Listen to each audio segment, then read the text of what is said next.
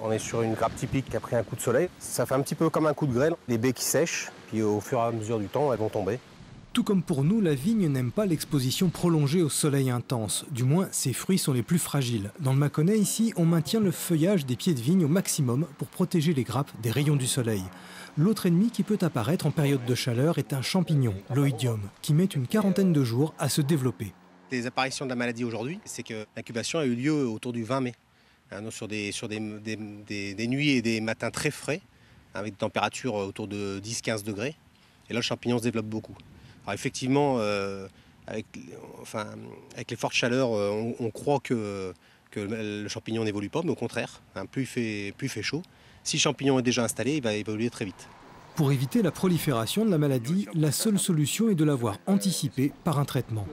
C'est dans la gestion préventive de cette maladie. Donc en clair, c'est avoir un bon matériel qui applique les traitements sur les grappes. C'est vraiment un premier facteur. Et ensuite, c'est dans la stratégie globale. C'est des traitements plutôt rapprochés. Et puis, on va dire l'utilisation aussi du soufre, qui reste l'arme majeure dans les produits qui nous sont proposés dans la gestion de cette maladie. Par les fortes chaleurs actuelles, un autre risque viendrait du ciel, celui des orages violents accompagnés de grêle.